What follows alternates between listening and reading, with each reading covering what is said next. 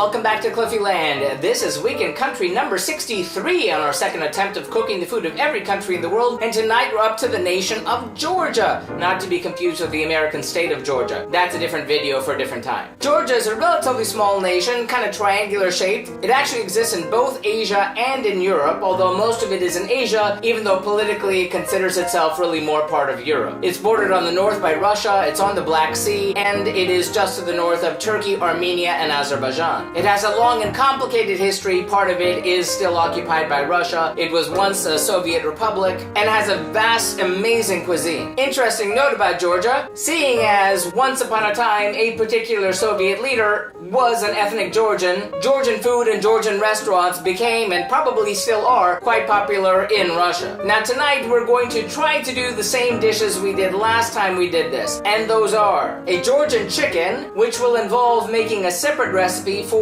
Khmeli-Suneli. I'm hoping I'm getting that pronunciation right. That's a Georgian 5-spice blend. We'll also be making Merguli Khachapuri. Again, sorry if I'm mangling that. That's a Georgian cheese-stuffed bread. Garo, which is a garlic and walnut sauce, which is to be used with the chicken. And Lobio, which is a Georgian bean dish. Now we need to see how things went when we tried this last time. Well, last time around, I was kind of stumped with that bread recipe. We're gonna see how that works out this time also. The problem being that the recipe for the dough makes 3 loaves, but we're actually only making 1 piece of the bread. Also, on the beans last time, I didn't really cook them long enough, so they weren't really quite as tender as they should be. Yet, overall, it was a delicious night of food, and I was really looking forward to making it again this time. So now we need to find out what goes into those recipes. First, for the Georgian 5-spice mix, we'll need 2 teaspoons of fenugreek seeds, 2 dried bay leaves, 1 tablespoon of ground coriander, 1 tablespoon of dried savory, but in this case we're substituting thyme with a dash of sage, 1.5 teaspoons of dried dill, and half a teaspoon of black pepper. And then for the Georgian chicken we'll need 2 pounds of chicken legs, 1 cup of lemon juice, 3 tablespoons of the Georgian 5-spice blend, 1/3 cup of peanut oil, and salt to taste. Then for the Merguli Khachapuri we'll need, for the dough, 1.1 pounds of all-purpose flour, 67 milliliters or 0.28 cups of water, 67 milliliters or 0.28 cups of whole milk, 1 egg, 1 teaspoon of yeast, 17 milliliters or 1.15 tablespoons of vegetable oil, and 1/3 teaspoon of sugar. And then for the filling, we'll need 2 eggs, 70 grams or 2.47 ounces of butter divided into 50 grams and 20 gram portions, 200 grams or 7.05 ounces of Sulguni cheese. Since this is usually not available outside of Georgia, you may substitute mozzarella cheese or a mixture of mozzarella and feta cheese. Then for the Garo or garlic and walnut sauce, we'll need half a bunch of cilantro, stems included, about 3 or 4 cloves of garlic to your taste, 1 cup of chopped walnuts, 1 cup of chicken stock, 2 tablespoons of lemon juice, 3/4 of a teaspoon of ground coriander, half a tablespoon or more of fenugreek seeds, half a teaspoon of ground turmeric, and salt and pepper to taste. Then for the Lobio or Georgian beans we'll need 200 grams or 7.05 ounces of dried red kidney beans soaked in water overnight, 100 grams or 3.53 ounces of chopped onions, about 50 grams or 1.76 ounces of cilantro leaves, about 2 or 3 cloves of garlic, salt to taste, a half a teaspoon of black pepper, a pinch of ground coriander, a 1/4 teaspoon of fenugreek seeds, 2 bay leaves, about 70 grams or 2.7 ounces of vegetable oil, and 0.75 liters or 3.17 cups of water. Okay, that looks like a lot of work, and it actually is. Now, before we get into the cooking, I must apologize to all the people of Georgia for one of the things you're about to see, because A, baking is not my strong suit, B, I'm sorry about that dough, so bear with me please. Now you get to see how it all works out. Go! First, into a spice grinder, place the fenugreek seeds and bay leaves and grind until powdered. Then add the dried coriander, savory or savory substitute, black pepper, and dried dill. Grind until blended. This should yield the 3 tablespoons needed for the next recipe. In a bowl, mix the lemon juice, Georgian 5-spice mix, and oil. Mix and pour over the chicken. Season the chicken with salt, cover and refrigerate overnight. Heat a grill or grill pan over medium heat. Grill the chicken for 15 minutes or until done. Heat the water and milk to 115 degrees Fahrenheit. Place the milk and water in a bowl, add the yeast and dissolve. Make a well in the flour, pour in the yeast mixture, mix in the oil, egg, and sugar, and mix from the center of the bowl until the dough comes together. Form the dough into a soft ball.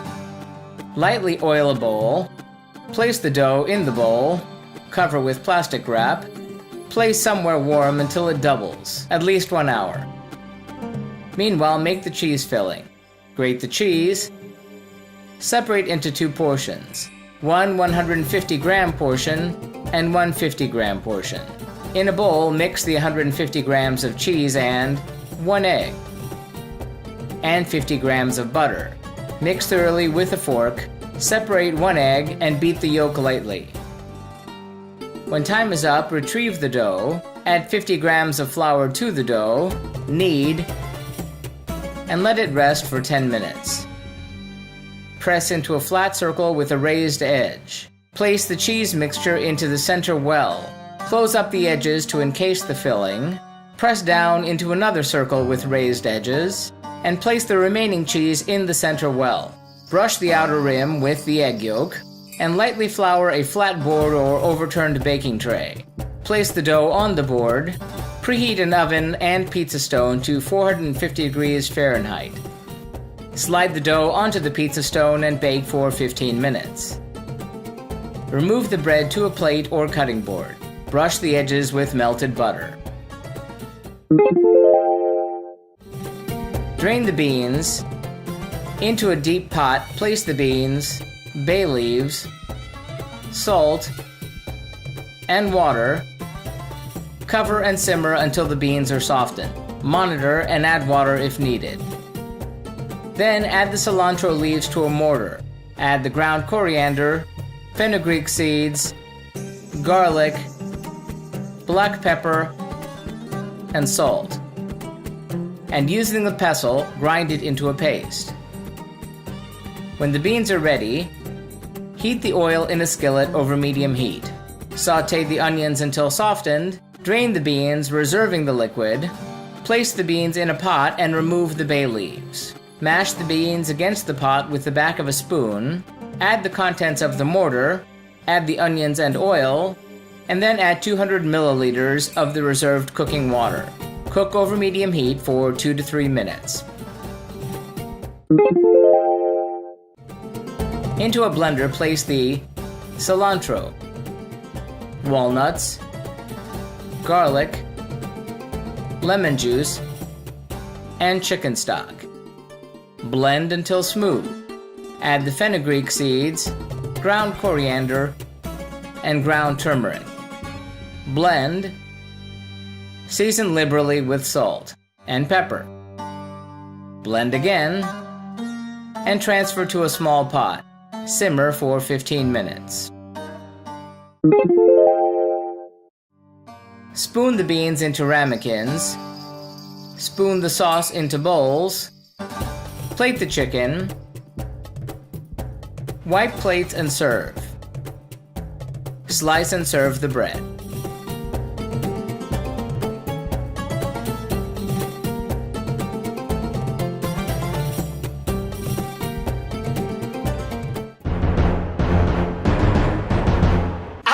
Turn out? Well, we'll start with the basic stuff. That 5-spice recipe. It was really delicious. It obviously went right into the Georgian chicken marinade, but it gave it that really nice flavor that it needed. So I'm gonna give that Georgian 5-spice 5 out of 5 globes. As for the chicken itself, it was super great last time, and I did it on the grill last time. But last time I wasn't videotaping all of this. And this time I did it indoors on my grill pan, which left different results. So let's just say the recipe was really great, the chicken was really great, the chef wasn't really great, so I'm gonna give the Georgia chicken 4 out of 5 globes. If I would have done it as well as it should have been done, I'd give it 5, because it really was very tasty, just sort of problems in the execution. Now that garlic and walnut sauce, however, was superb. It was really delicious, it tasted great on the chicken, it even tasted good on the bread, so I'm gonna give that garlic and walnut sauce 5 out of 5 globes. And on to the beans. Now last time I didn't cook the beans enough, this time I sort of overcompensated and cooked a little bit too long, which meant they got a little bit burnt.